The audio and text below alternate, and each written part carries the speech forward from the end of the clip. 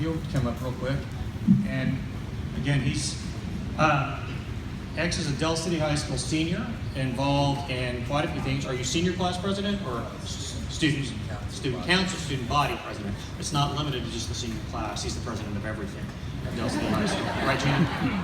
Pretty much everything. So, again, what I've asked X to talk about is what our students need us to be. And I'll just turn it over to you and let you go. Thank you. First off, thank you. Secret spoken word. But no, basically, coming from a student's perspective, we don't really ask much of you guys. The only things that we really ask is for you guys to try and to not give up. Because, like I said, we all know the kids. And like I said, you guys know hundreds and hundreds of kids, and we all know the pure troublemakers and the overachievers. And those cats, they kind of already pick what they want to do. I'm not saying to give up on them either, because that's kind of contradictory. But it's just the fact that they know what their life plan is. But there's always a gray area in the middle. And it's like a Venn diagram. There's an area in the middle where it's a little bit of both, and that's the area that you have to try and reach out to. Because if you don't reach out to them in that gray area, they start leaning over to the troublemaking side. And a lot of it is just the way you talk to them. It's not about what you say or how stern you say it. It's just a matter of how you approach the situation. Because if there's a kid and every day he comes in, lays his head down, puts his headphone in, doesn't talk to anybody, instead of maybe saying, hey, take your headphones out and listen to me, maybe ask him, how's your day going? What's going on? Are you okay? And stuff like that. And even if he doesn't open up to you, that's fine. Because a lot of people aren't going to open up. It happens. But he'll definitely notice that you took the time out to worry about him. Because as students, we know you guys have curriculums and meetings and everything. You guys are 1,000 places and many. But if you take that 2 seconds to even ask, oh, how's it going? I promise you it'll make a world of that kid's difference. And you'll start to see a positive change in the classroom. Because it's happened to me. Like I said, I was in that gray area about my freshman year at Stansbury. I was a quiet freshman, didn't really care about school, anything like that. And then you guys probably heard her, Christy Cooper. I don't know if you guys know who that is. That's my leadership advisor. And one day she came to me, she was like, hey, I think you're really cool. Do you want to be in leadership? And I was like, what? I was like, leadership? That doesn't sound like me. Like, what are you talking about? And now I'm the president of that whole organization. So, and that, like I said, it took 2 seconds in the gym after basketball practice to change my whole mindset about school. And it's happened to my friends, it's happened to everybody. Like I said, you talk to the people that like Dr. Cobb, I don't know where, over there. Like I said, 4th through 9th grade, troublemaker. But like you said, that one teacher took the time out to ask him and ask what's going on instead of just sending him straight to the principal's office for the worst discipline of his life. Because like I said, some things, you guys handle some things at home, whether it's with your kids, your spouses, some things need to happen and be handled in the classroom. Like I said, Ms. Hill probably doesn't know about all the things that go on in the classroom just because teachers can handle it.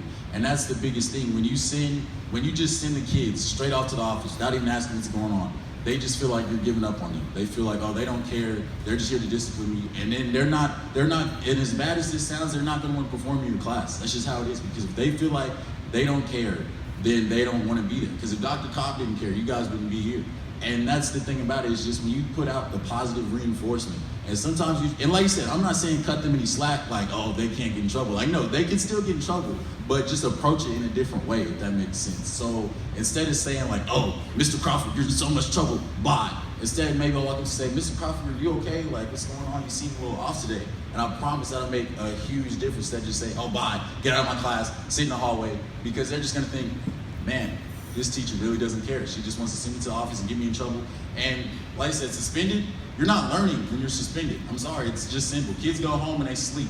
It's just as honest as it is. Like, you might send the work home, but they're not doing it, I promise. So try and avoid suspensions, and like I said, going straight to the big wig's office and maybe handle some things in class. And like I said, and it's not just a matter of if, like I said, Mr. B is talking, oh, stop talking, like in the middle of the lesson. Maybe just tell him after class, like, hey, when I'm teaching, can you kind of be a little bit more quiet? And I promise you, even though it might not happen eventually, it'll definitely start to it'll make the slow incline of him changing. Because if you blast him in front of the whole class, then there's a kid's laughing, oh, he's in trouble, then that makes him feel bad. And then so he just want to get on your nerves more and try and get over on you and maybe embarrass you in class. Like I said, if I come to him one-on-one personally and say, hey, next time when I'm teaching, he may be a little bit quiet or this, and this, I promise you, he might not be quiet, like I said, the next day, because it's not instant change, but you'll slowly start to see that incline. So I've seen it happen. There's been kids that, like I said, they literally came to class every day. Their whole goal was to make the teacher mad. And they told me, and I was like, why would you do that? They're like, I don't know, just because she gets on my nerves. And I was like, what? Like, that didn't make any sense.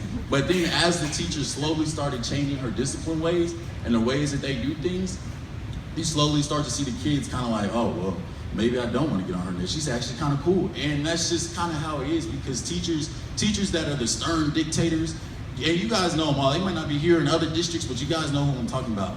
They always have, I don't want to say the worst kids, but their kids always, I guess I could say, get on their nerves, because that's their whole point, because it's a cycle. The teacher makes a kid mad, so in return, the kid wants to make the teacher mad. And it shouldn't be like that. And that's the whole thing about it is, like I said, you just really have to understand, and like you said, no, you might not know their story, but the thing is, if you try and find out, I promise that it'll make a world of difference, even in your mind. Because a lot of kids, like I said, they come in, disrupt this, and this. Little Johnny or whatever, I don't know, I just made up a name. He might come in every day and just talk to his friends and not worry about a word you're saying. And the thing about it is, it might be something at home, and those things you can't control. But the only things that you can control is the time that he's at school. Like I said, make him feel safe and understand that. And like I said, he might not tell you. You might say, hey, what's going on? And he'll just say nothing and walk off. And that's okay, because you tried. And that goes back to my first point, is just try. And then also to piggyback off of that, the second point is just to never give up. Because if you can tell, and you guys know, you can tell when kids have it in them to be something great, and then the kids that you know are just done. Like, they don't even want to go to school, and you guys know. And I'm not saying to waste your time, but those kids, if you feel like in your heart that kid, hey, this kid can be great, or this kid can do something, don't give up. Because there's going to be times where you feel discouraged, even as an adult, and say, oh, why am I doing this? He's never going to tell me what's going on. But I promise you that one day, when he stays after class and says, Mrs., insert your name here, I'm really thankful that you made the effort to come talk to me, because that day changed my life. And he might not tell you that year, he might not tell you 2 years, he might see you as an adult and tell you.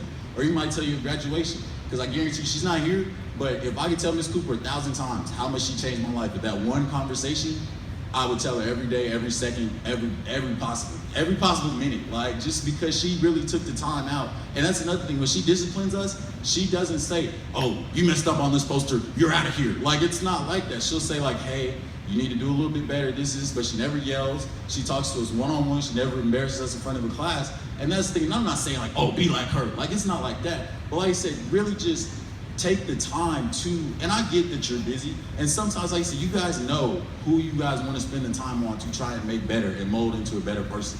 But the thing is, just take that one-on-one time, because that time can be taken for granted. And before you know it, this kid graduates, and you might feel like, oh, I didn't do enough to help him out, this, and this. Don't feel like that. It's like I said, as long as you tried and you didn't give up, that's all you can do. You can do your best. Because like I said, some people, they already made their choices, and some people don't know. In that area that you don't know, you can affect to mountain. You can make them move mountains that you don't even know yet. And like I said, you might not see it in high school. You might not see it in college. You might see that kid on the news 5 years from now, and he might never tell you, oh, Mrs. or Mr. this, and this, you changed my life, and that's why I'm here today. And that's okay, because the reason that you guys are teachers, you guys already know this, you guys don't do it for the media. You don't do it for the publicity. You do it because you love kids. And so the fact that this kid, you have the opportunity to change them for the long run, should incite you enough to say, hey, well, maybe I need to kind of change some things, this, and this. And if you feel like you don't, that's great, because all of you are awesome for even being here and listening to me ramble for a little bit. So, but like I said, it's really just a matter of just take the time. That's the biggest thing, and it's gonna be a process. Like I said, it's not gonna be overnight. You walk up and say, hey, how are you doing? And he's like, oh, well, my dad did this and my mom did this. You're like, oh, okay, well, in class, I'll start letting you kind of do this. It's not gonna be an overnight, just that simple. Like I said, the first day you ask him, you might be like, oh, why are you asking me that question? And then just leave. And that's okay, because like I said, you tried. That's the biggest thing. I keep repeating that. You have to try and just never give up. Because the thing is, when you don't give up, kids notice that. I don't know if you guys notice it, but kids definitely know, because we talk. We'll say, oh, Mrs. or Mr., they're always asking, oh, how's your day? Blah, blah, blah, blah. And because like I said, there was one, you guys might know her. Her name is Danielle Taylor. I'm name dropping now, but she goes to Delsey High School. One day, well, she doesn't go there. She teaches there. Yeah, she's a history teacher. But I was having a horrible day. Like, I was just mad. I don't even remember what I was mad about. And then so she came up to me and she was like, hey, what's going on? This, and this. And I didn't want to tell her. I was like, ugh, like, here she goes again. And then so now Miss Cooper, she wasn't at school. But then I got a text and she was like, are you okay? And I was like, Miss Cooper, you're not even at school. Like, what are you talking about? She was like, Miss Taylor emailed me. And I was like, what? Like, and that's the biggest thing, is that she really took the time to let my, I guess you could say, second mom, my school mom, know that something wasn't okay with me. And that's the thing about it, is that that time that she took really meant the world to me, and I still tell her to this day. So that's, like I said, just take the time to know your students. And I get that you guys have 100 students, and like I said, you guys aren't paid enough to be psychologists as a side job, and I get that. But the thing is, when you just try and you see that change that you make, and like I said, it might be 1 in every 4, 1 in every 100, anything, you won't know.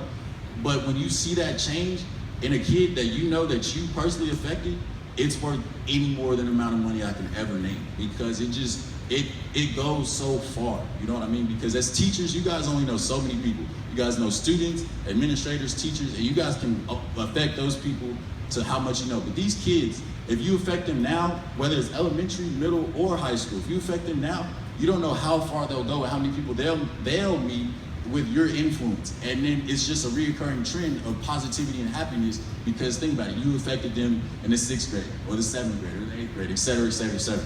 So just like I said, I'm almost done here because we're on a time schedule, I think. But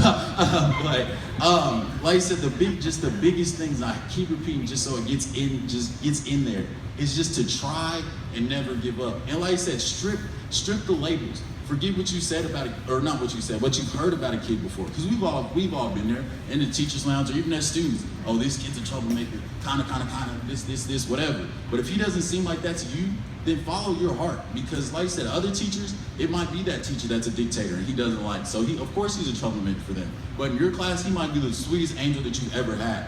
But if you keep using that label before you even get in there, because you guys probably go in the teacher's lounge and look at your rosters and say, oh, do you know this kid? Do you know this kid?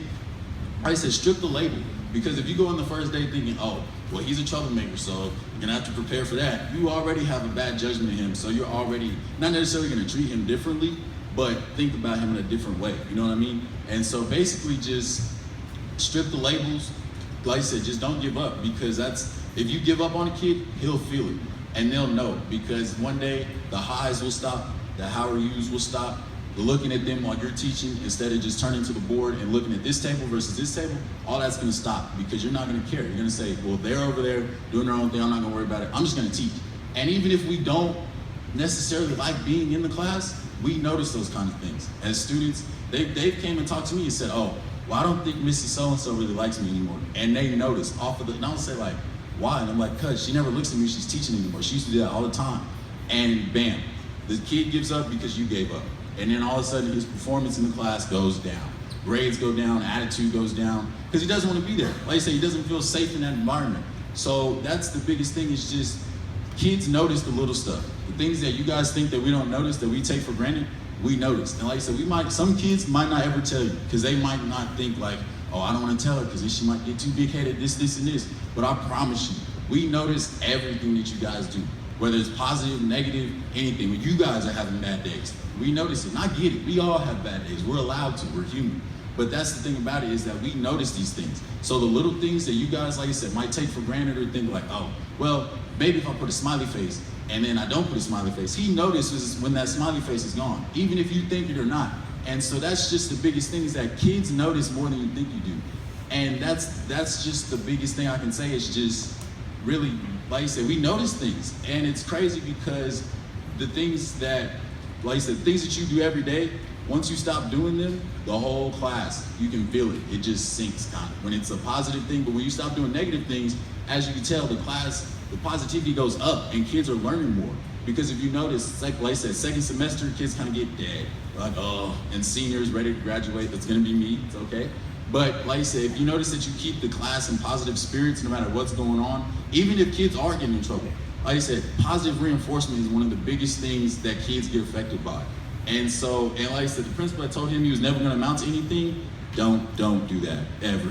Don't do that, because when you tell kids like, you can't do this, you can't do that, it kills their spirits, because we're still growing up. I'm the oldest kid in the school, not kid, but oldest class, and I'm still learning how to grow up. So imagine for a middle schooler, elementary schooler, all you do is yell and scream at them. They're not gonna know what to do, because they're still trying to adjust to that change. So back to my biggest, like I said, two things, just keep trying and never give it up. And as from students, we love you guys. We really do. And we know that teachers do a lot for us that's unspoken and unseen, but we appreciate it so much. So thank you for your time and thank you for listening to me. And yeah. Before we go, I'm going to grab the microphone and ask you a couple of questions real quick. You can take this one.